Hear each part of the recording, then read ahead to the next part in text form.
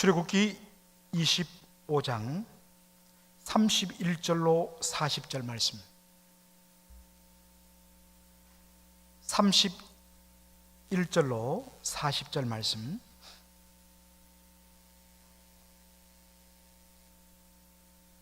자, 31절로 40절 말씀 우리 한 절씩 교독하도록 하겠습니다. 너는 정금으로 등대를 쳐서 만들되 그 밑판과 줄기와 잔과 꽃받침과 꽃을 한 덩어리로 연하게 하고 가지 6을 등대 곁에서 나오게 하되 그 3가지는 이편으로 나오고 그 3가지는 저편으로 나오게 하며 이편 가지에 살구꽃 형상의 잔 셋과 꽃받침과 꽃이 있게 하고 저편 가지에도 살구꽃 형상의 잔 셋과 꽃받침과 꽃이 있게 하여 등대에서 나온 6가지를 갖게 할지며 등대 줄기에는 살구꽃 형상의 잔넷과 꽃받침과 꽃이 있게 하고 등대에서 나온 6가지를 위하여 꽃받침이 있게 하되 2가지 아래 한 꽃받침이 있어 줄기와 연하게 하며 또 2가지 아래 한 꽃받침이 있어 줄기와 연하게 하며 또 2가지 아래 한 꽃받침이 있어 줄기와 연하게 하고 그 꽃받침과 가지를 줄기와 연하게 하여 전부를 정금으로 쳐 만들고 등잔 7을 만들어 그 위에 두어 앞을 비추게 하며 그 불집게와 불똥 그릇도 정금으로 만들지니 등대와 이 모든 기구를 정금 1달란트로 만들되 다같이요 너는 삼가 이 산에서 내게 보인 식양대로 할지니라. 아멘.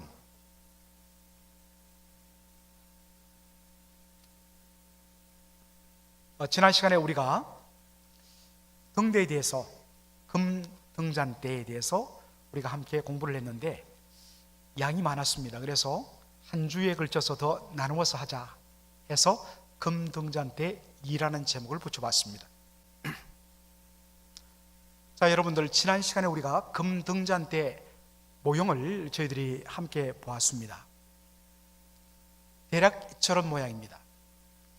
전체 금 1달란트로 쳐서 저렇게 아래쪽 밑판과 그리고 줄기를 세우고 양쪽에 3가지씩 그래서 제일 꼭대기에 7개의 등잔을 저렇게 했습니다. 사실 저 등잔은 꽃 모양이라고 이야기를 했습니다.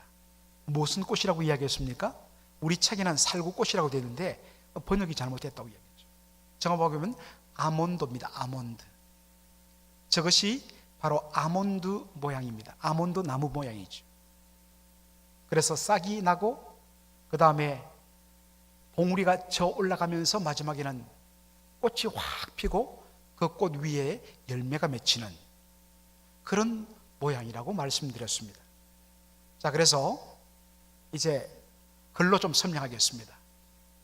금등잔대의 구조는 아래로부터 가지가 위로 올라가면서 제일 아래는 싹, 그 다음에는 이렇게 꽃봉우리가 3개씩 연결되고 마지막에는 꽃이 피는 그런 형상을 하고 있습니다.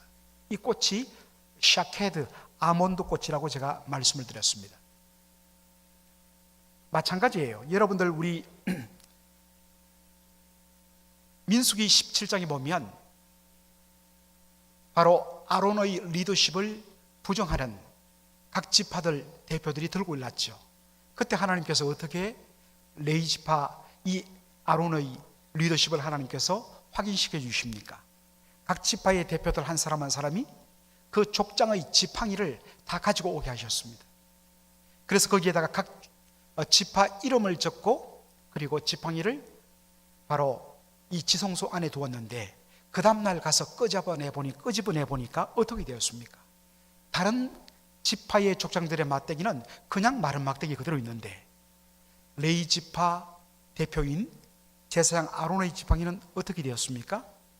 바로 싹이 나고 그 다음에 꽃봉오리가 지고 위에 꽃이 피고 마지막에는 열매가 맺혔더라. 그 열매가 무슨 열매라고 그랬습니까?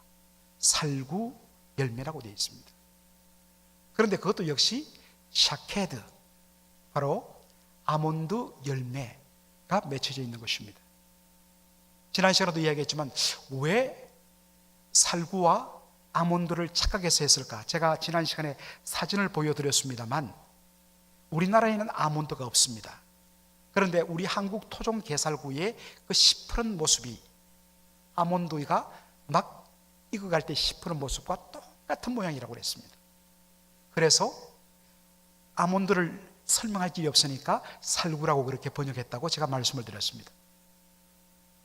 자, 어쨌든 여러분, 이 가지가 싹이 나고 그 다음에 꽃봉오리가 위로 쭉쭉쭉 올라가서 마지막에는 꽃이 활짝 피는 이런 모양입니다. 이것은 뭘 가리키냐? 생명력 있는 나무. 나무가 살았으면 당연히 싹이 트고 그 싹이 지나서 나중에 가지가 나오고 거기에서 꽃봉오리가 맺히고 나중에는 꽃이 활짝 피고 그리고 꽃이 떨어진 다음에는 그 떨어진 자리에 열매가 맺히는 것입니다.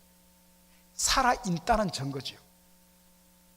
따라서 이 금등잔 때 이것은 바로 살아있는 나무, 특별히 무엇을 형상화했느냐 했을 때 에덴 동산 중앙에 있던 생명나무를 형상화한 것이다.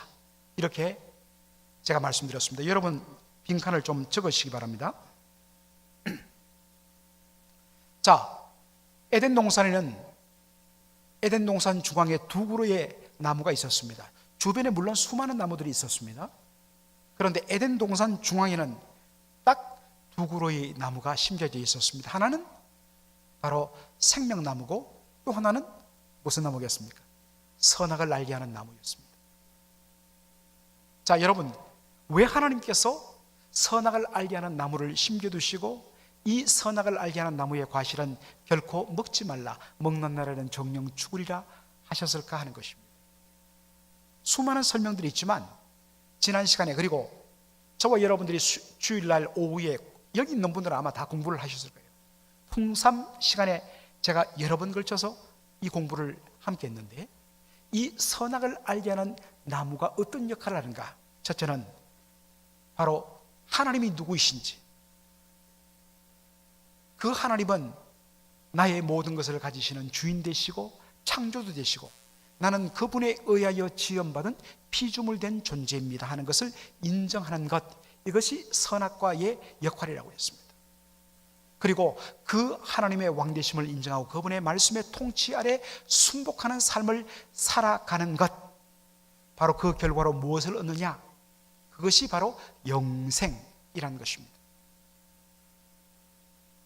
하나님의 하나님 되심을 인정하고 자신의 피조물됨을 인정하며 하나님의 영광을 위하여 자기가 존재하며 하나님의 온전하신 통치를 받는 삶이 가장 복된 삶임을 고백할 때에 얻는 것이 영생인데, 바로 그 영생이란 것을 보여주기 위해서 그러한 메시지가 담겨있는 선악을 알게 하는 나무 옆에 하나님께서 두신 것이 뭐냐? 무슨 나무라고요?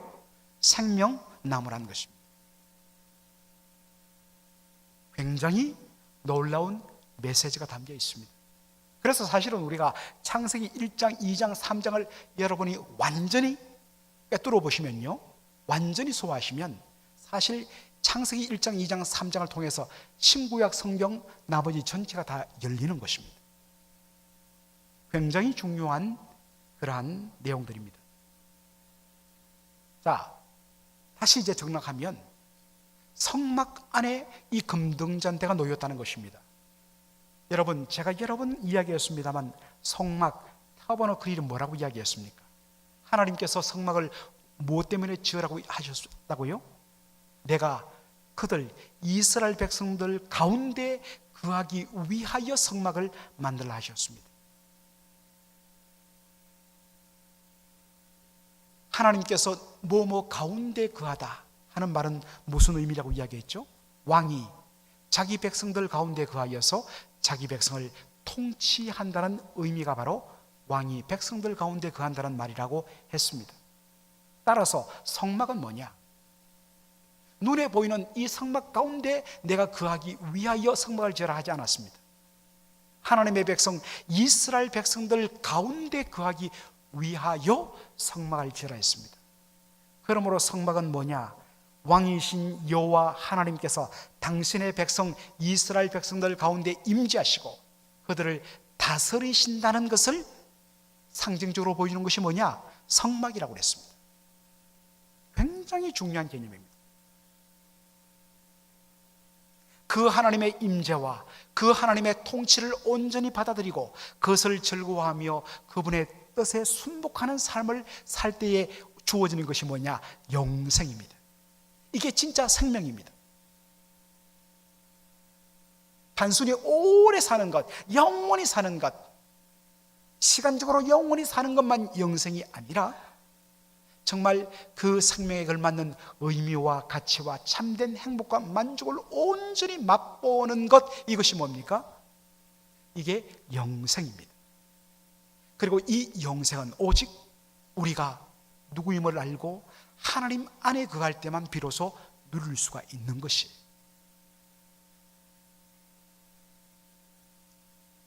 바로 이것을 알려주는 상징적인 역할이 뭐냐?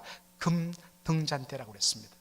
금등잔대는 에덴 동산 중앙에 있던 생명나무를 형상화한 것이기 때문입니다. 너희들이 왕이신 하나님의 통치를 온전히 받아들이고 그분 안에서 즐거워할 때에 그것이 진짜 생명이란 것을 날마다 예배하러 놓은 그들에게 보여주는 것이 뭐냐? 금등잔대란 것입니다. 그런 의미에서 이것이 굉장히 중요한 의미를 가지고 있는 것이죠.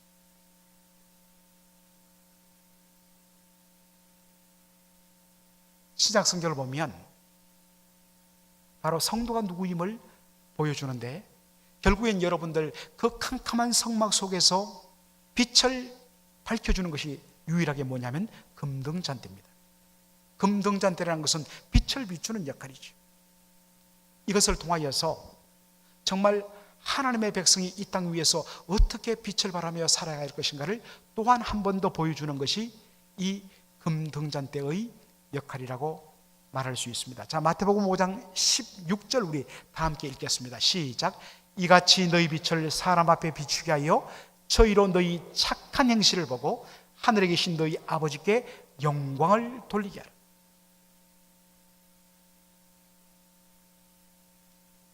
하나님께서 우리에게 너희는 세상의 빛이라 이야기했을 때 이 빛은 뭐냐?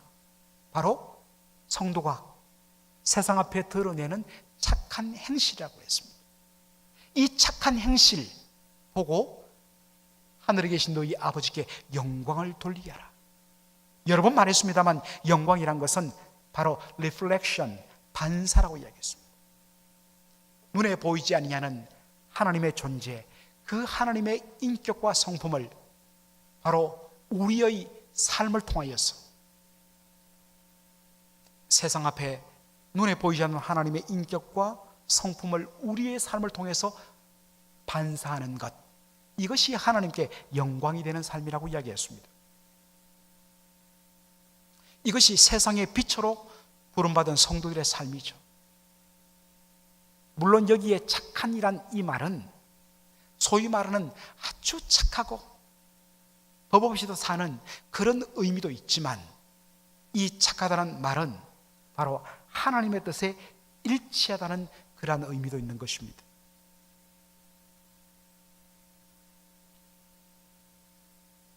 그냥 단순히 우리가 이것을 생각해서 예수 믿는 사람들이 이 땅 위에서 어떻게 세상, 이 어두운 세상에 빛을 발하느냐, 예수 믿는 사람들은 근본적으로 착해야 합니다. 선해야 합니다. 넉넉해야 합니다. 후회해야 됩니다. 잘 용서해 줘야 됩니다. 잘 품어줘야 됩니다. 잘 참아줘야 됩니다. 이 모든 것을 포함하는 것, 정직과 성실과 그리고 따뜻한 사랑과 그리고 아주 선한 모든 것들을 다 포함한 말이 착한 행실입니다. 그것을 통해서 우리 하나님께서 바로 이와 같은 사랑의 하나님이시고 우리 하나님께서 바로 이와 같은 의의 하나님인 것을 우리의 삶을 통해서 세상에 비춰내는 것, 이것이 뭡니까? 너희는 세상의 빛이라 부름받은 성도의 삶이라는 것입니다. 에베소 5장 8절로 9절도 우리 한번 읽어보겠습니다. 시작. 너희가 전에는 어둠이더니 이제는 주 안에서 빛이라. 빛의 자녀들처럼 행하라. 빛의 열매는 모든 착함과 의로움과 진실함에 있느니라. 참 재밌는 표현이죠. 너희가 전에는, 이 전에는 뭡니까? 예수님 밖에 있을 때, 구원 받기 전에는, 하나님과 관계 없을 때에는 어둠이었다는 것입니다. 그런데 이제는 구원받고서는, 하나님의 자녀가 되고서는 너희가 주 안에서 뭐가 되었느냐? 빛이 되었다는 것입니다. 구원받은 우리의 정체성을 빛이라고 이야기하고 있습니다. 그러기에 빛의 자녀처럼 행하라는 것입니다. 우리가 빛의 자녀라는 것은 우리 하나님이 어떤 분이란 겁니까? 바로 빛이신 하나님이란 겁니다. 자녀란 것은 그 아버지의 인격과 성품을 담는 것을 의미합니다. 그러므로 빛의 자녀는 마땅히 빛의 열매를 맺어야 되는데, 그게 뭐냐? 모든 착함과 의로움과 진실함, 바로 하나님 아버지의 인격과 성품입니다. 우리 하나님 아버지의 인격과 성품을 담고 그 아버지를 닮은 모습으로 이 땅에 살아가는 것, 이게 뭡니까? 빛의 자녀들이 맺는 빛의 열매입니다. 이것이 주 안에 이제 구원받은 자의 모습이에요. 여러 번 이야기하지만 우리가 구원받은 것을 심판받지 않고 죄 용서받고 이제는 하나님 앞에 의롭다함 받고 우리가 천국에 들어갈 자격 얻는 이 축복으로만 구원을 딱 제한시켜버리면 이 놀라운 말씀들이 다 묻혀버려요. 너희가 전에는 어둠이더니 이제는 주 안에서 빛이라. 그러므로 빛의 자녀처럼 행하는 것, 이게 뭡니까? 이제 내가 주 안에서 구원받은 자로 서 있다는 증거가 되는 거예요. 굉장히 중요한 것입니다. 구원의 기쁨과 구원받은 축복과 빛의 열매, 빛의 자녀의 삶이 분리되는 것이 아니라 일치되는 것이에요. 물론 현실적으로 우리는 괴리감이 있습니다. 왜냐하면 우리의 신분과 존재는 바뀌었는데 우리가 지금까지 살아왔던 우리의 심령 속에 아직도 남아있던 죄성들은 끊임없이 우리로 하여금 자꾸만 어둠으로 향하도록 충동질하고 있기 때문입니다. 여기서 영적인 싸움이 일어나고, 여기서 내 힘으로 감당할 수 없기 때문에 성령의 은혜로, 기도로 무장하고, 말씀의 은혜로 무장하지 않고는, 은혜 받지 않고는 우리에게 우리 주어진 이 놀라운 삶을 우리가 살아낼 수가 없다는 것입니다.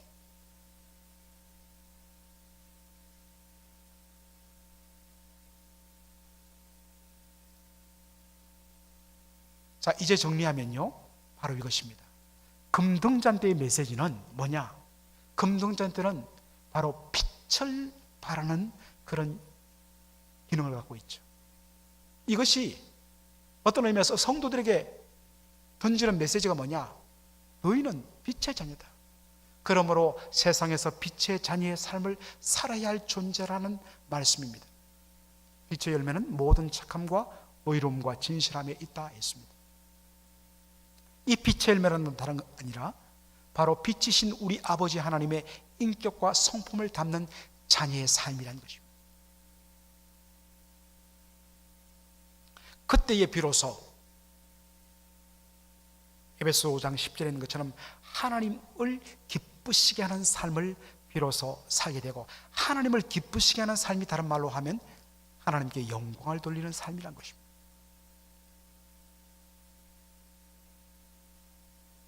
자, 이 금등잔대는 결국 성소 안에서 어둠을 밝히는 빛의 역할을 감당하는 것이라 이해했습니다.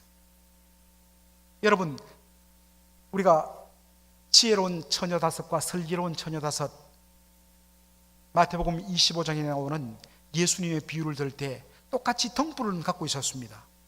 그런데 슬기로운 처녀와 지혜로운 어리석은 처녀의 차이점은 무엇이었습니까? 기름을 갖고 있느냐 갖고 있지 않느냐였습니다.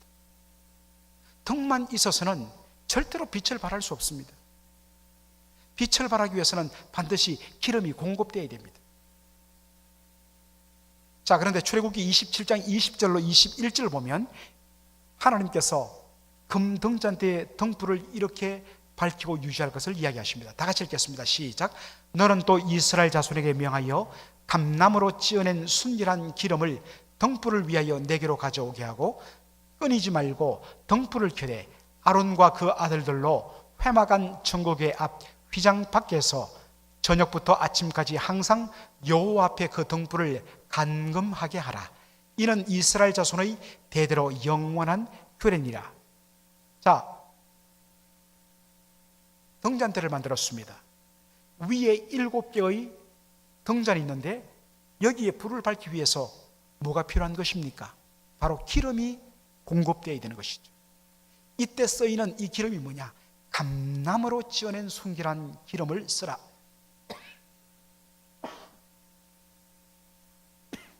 오늘 이 에어컨을 틀다 보니까 먼지가 좀 일어나는 것 같아요. 자, 여러분, 감남이 뭐죠? 감남. 감남이란 것은 올리브예요.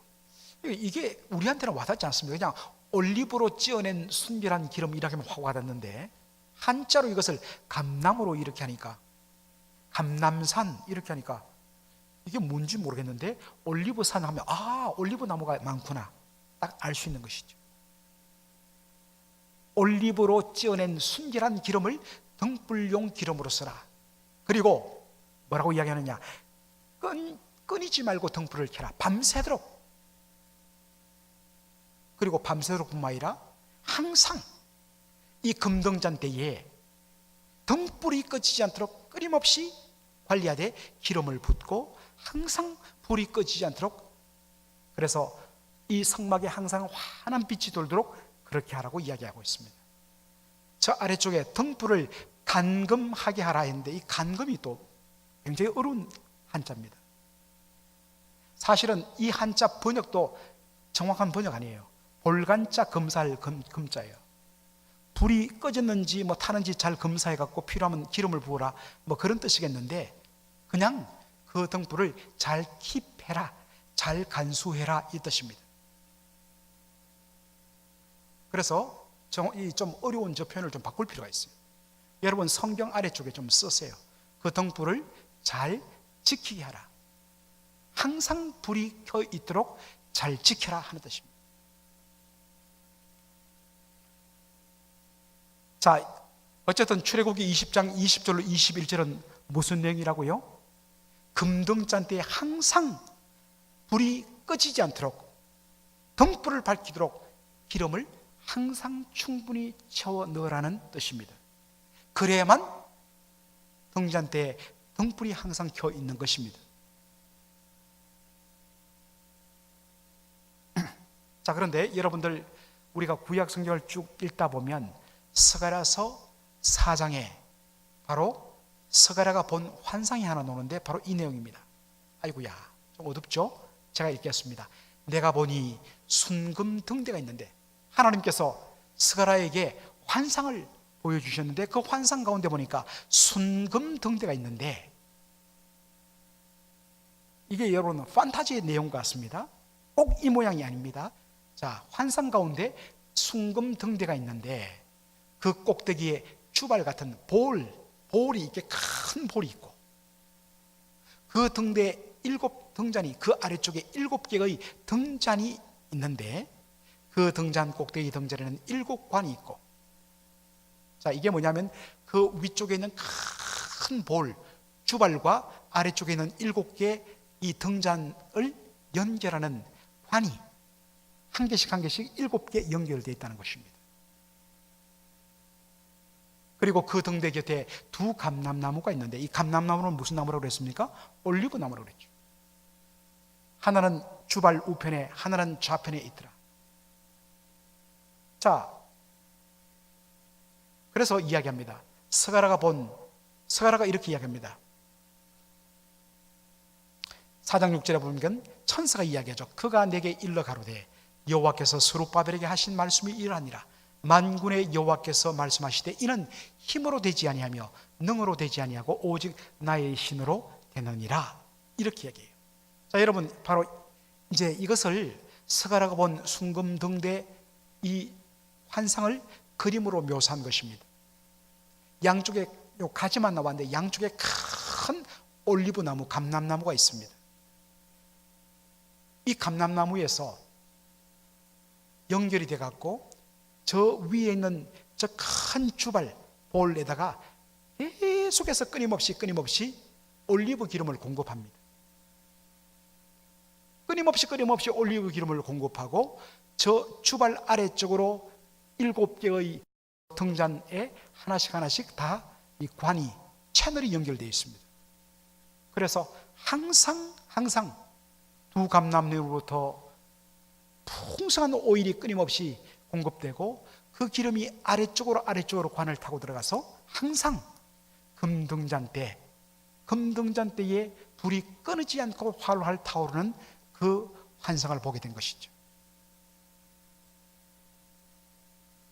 자, 하나님께서 1차적으로 스가랴에게 이 금등잔대 환상을 보여주신 이유가 어디 있겠습니까? 성전이 무너지고 포로로 다 끌려갔다가 주전 538년에 페르시아의 왕 고르스의 칙령에 의해서 그들이 다 귀환하고 그리고 여호와의 성전을 짓는데 모양도 볼품없었지만 북쪽에 있던 사마리아 사람들이 계속해서 방해를 해갖고 결국에는 성전 건축을 중단하고 그로 인해서 낙심과 절망 가운데 있었을 때 하나님께서 스가랴 선지자를 통하여서 보여준 것이 뭐냐? 순금 등대 환상이었습니다. 아까도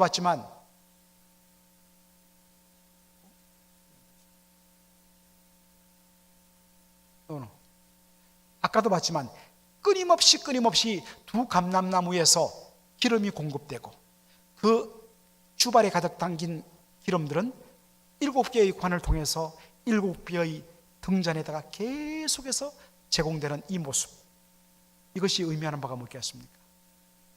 3번에 끊임없는 기름 공급을 통해서 빛을 발하는 순금등대를 보여주신 것입니다. 이 환상의 메시지는 뭐냐? 바로 이 금당 등잔대가 성전에서 빛을 밝힐 것이다. 즉 성전이 반드시 다시 재건된다는 메시지입니다. 그런데 오늘 우리가 주목하는, 오늘 이 금등잔대와 관련해서 우리가 주목하는 내용은 바로 5번의 질문입니다. 이렇게 끊임없이 공급되어서 빛을 밝히게 만드는 이 기름의 정체는 무엇일까? 물론 1차적으로는 올리브 기름이죠. 그런데 그것이 의미하는 바가 뭘까 하는 것입니다. 자, 요한일서 2장 27절 우리 한번 읽어보겠습니다. 시작.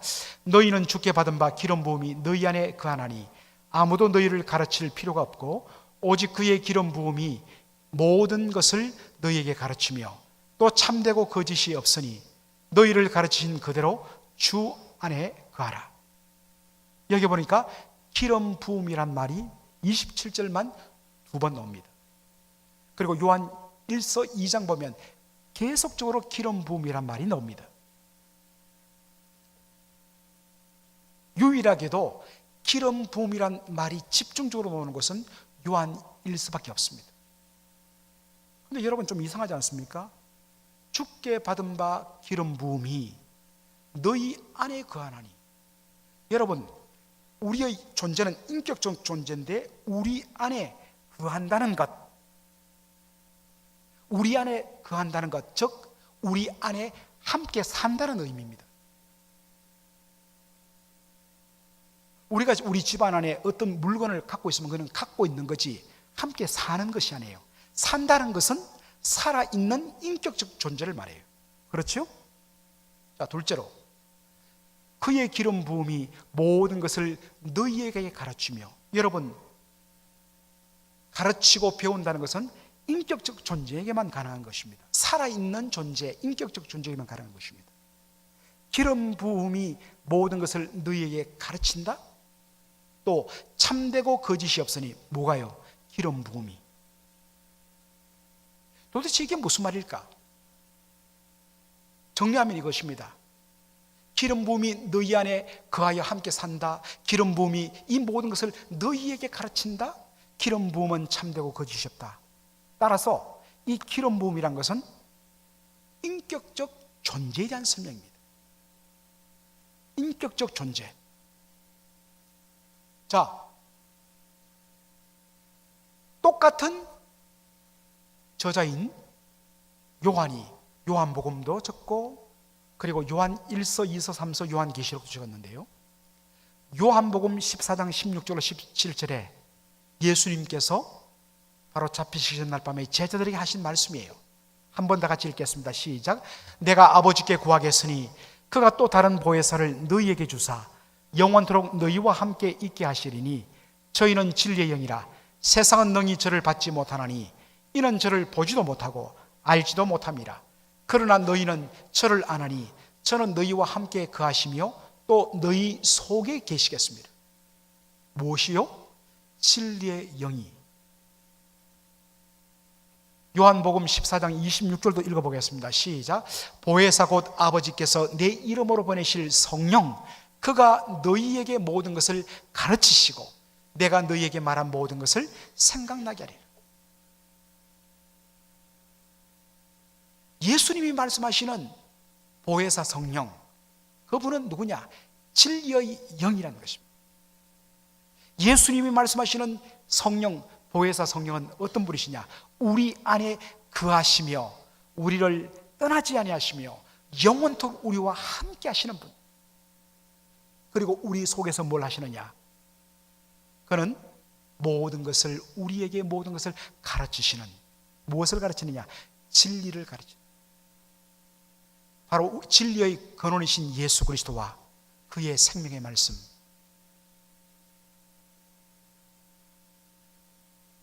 이것이 성령님의, 바로 존재요 성령님의 역사라는 것입니다. 자, 이것을 통해서 우리가 금등잔 때 환상의 영적인 메시지를 한번 발견해 볼 필요가 있는데요, 자, 지금까지 했던 공부 정리입니다. 금등잔 때는 무엇의 형상화라고 그랬습니까? 에덴 동산에 있던 생명나무를 형상화한 것이라고 했습니다. 이 금등잔들은 무엇을 의미하느냐? 진정한 영적인 생명의 삶이 뭐냐? 진짜 영생의 삶이 뭐냐? 그것은 하나님의 말씀대로 빛을 발하는 삶, 그것이 바로 생명의 삶이다. 그런데 우리로 하여금 정말 하나님의 자녀로서 말씀대로 살아 빛을 발하는 그 삶을 가능하게 하는 것, 빛은 끊임없이 기름이 공급되어야만이 빛을 발할 수 있는데, 우리로 하여금 이 빛된 삶을 끊임없이 빛을 비추도록 하는 이 모든 것의 근본적인 가능한 것은 바로 성령의 기름 부으심이 있어야 된다. 그런데 4번이 중요하죠. 성령의 기름 부음에 대한 오해가 우리 한국 교회에 너무나 많습니다. 물론 아주 왜곡된 미국 복음주의 교회들에 의해서 수입된 말이기도 합니다. 많은 분들이 성령의 기름 부음 하니까 이것을 성령을 통해서 쏟아 부어지는 능력과 각종 은사들, 그런 것으로 오해하는 분들이 많고, 또한 그런 의미로 성령의 기름 부음이란 단어가 잘못 쓰다 보니까 그러한 것의 문제점을 아는 분들은 성령을 기름 부음이라는 표현으로, 성령의 기름 부음을 사모한다는 이 표현조차도 잘못된 것으로 또 그렇게 거부하는 사람들도 있습니다. 양극단이 얼마나 문제인지 모릅니다. 기름 부음이란 말은 성경에 있는 성령의 사역의 핵심이에요. 그런데 이 기름 부음은 능력과 은사를 부어주는 것이 아니라 우리 주님께서 소개하신 성령, 바로 진리의 영이신 성령께서 우리로 진리를 깨닫게 하고 진리 가운데 거하게 하며 성령의 은혜와 돌보심 가운데, 그 말씀의 은혜 가운데서 말씀의 순종함을 통해서 날마다 이 어두운 세상 속에서 빛을 끊임없이 발하도록 하게 하시는 것이 뭐냐? 진리의 영이신 성령의 기름 부음의 사역이라는 것입니다.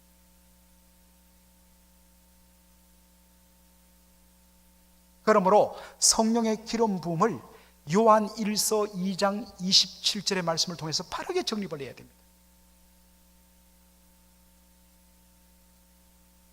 물론 성령께서 교회의 필요를 따라 또 주의 어떤 면에서는 교회를 위하여서 필요할 때 하나님께서 은사와 능력을 주시기도 합니다. 그러나 그것은 성령님이 이 땅에 오신 본질이 아니에요. 성령이 이 땅에 오신 것은 우리 주님께서 소개하신 대로 그분은 보혜사요, 그분은 진리의 영으로서 진리 그 자체이신 예수 그리스도와 그리고 온전히 하나님의 말씀을 따라 살도록 하시는 바로 그 사역을 하기 위해서 우리 가운데 오시고 함께 하시고 우리를 진리 가운데로 인도하시는 것입니다.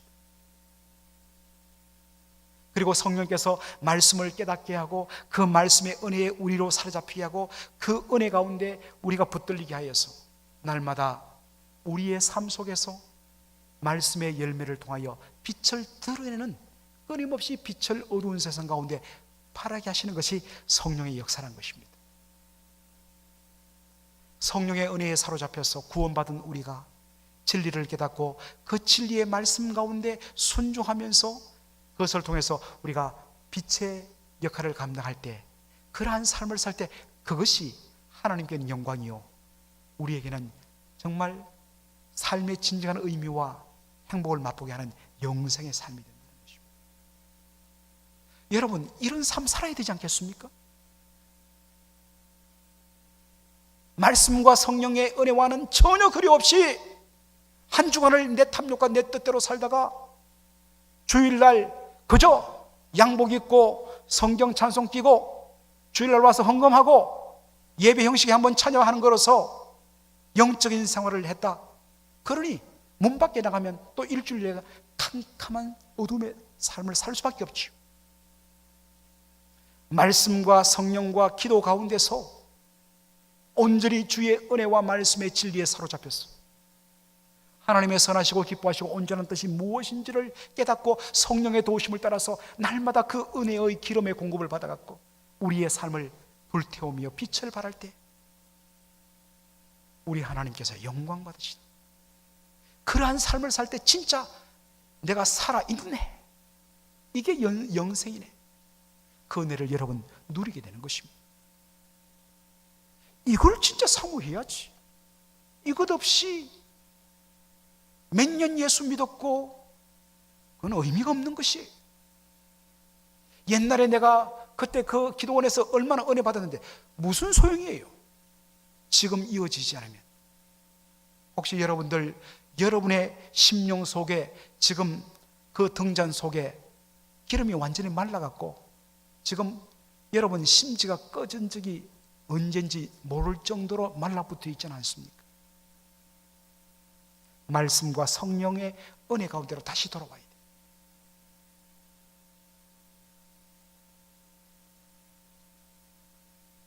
여러분, 바로 이것을 가장 잘 보여주는 말씀이요, 시편 1편 1절로 3절이에요. 에덴 동산에 있던 그 생명나무, 그리고 성막에서 보여주던 생명나무, 그것이 의미하는 바 하나님의 왕되심을 순복하고 진리의 말씀 가운데 거하여서 성령의 인도함 가운데 살아가는 진정한 성도의 생명력 있는 삶의 모습을 가장 잘 묘사하는 것이 뭐냐? 시편 1절로 3절이란 말이에요. 한번 우리 다 같이 읽도록 하겠습니다. 시작. 복 있는 사람은 악인의 꾀를 좇지 아니하며 죄인의 길에 서지 아니하며 오만한 자의 자리에 앉지 아니하고 오직 여호와의 율법을 즐거워하여 그 율법을 주야로 묵상하는 자로다. 저런 시냇가에 심은 나무가 시절을 쫓아 과실을 맺으며 그 잎사귀가 마르지 아니함 같으니 그 행사가 다 형통하리로다. 과실, 열매를 맺으며 빛의 자녀가 빛의 열매를 맺는 것. 언제요? 여호와의 율법을 즐거워할 때. 일차적으로 우리 하나님의 말씀에 사로잡혀 주의 은혜 가운데 살게 될 때에 당연히 조금 소극적으로는 악인의 꾀가 보여요. 죄인의 길에 뭔지 보여요. 이건 하나님이 기뻐하시지 않는 오만한 자의 자리예요. 절대로 함께하지 않습니다. 그러나 그것에 머무는 것이 아니라 더 적극적으로 여호와의 말씀을 즐거워하며 그것을 묵상하는 가운데 그 말씀이 온전히 나를 사로잡았어. 그 말씀의 뒤에 누구 계시냐? 진리의 성령이 계세요. 성령이 부어주시는 기름 부으심, 말씀의 은혜, 그 충만한 가운데 사로잡혀서 살 때에 마치 뭐가 있느냐? 시냇가에 심은 나무가 시절을 쫓아 과실을 내요. 가물이 들어도 잎사귀가 마르지 않은 것. 이게 바로 성도의 삶이요, 이게 진짜 성도가 누려야 할 영생의 삶이란 것입니다. 그러나 풍산 마지막 시간에 했던 것처럼 already but not yet, 이미 이런 놀라운 은혜가 우리에게 주어졌지만 아직도 우리의 약함으로 말미암아 온전히 다 완성되지 않았어요. 때로 우리는 이것 때문에 갈등도 하고, 이것 때문에 우리가 시험도 들고, 또 이것 때문에 탄식도 하고 좌절도 합니다. 그러나 몸부림치하죠. 그때마다 아프기 때문에 또 성령의 은혜를 구하며 주의 은혜 가운데로 돌아와서 주여 은혜를 더하여 주옵소서, 말씀에게로 돌아가기를 원합니다. 주의 은혜의 통치하려 돌아가기를 원합니다. 이게 회개입니다. 돌아서는 것이죠.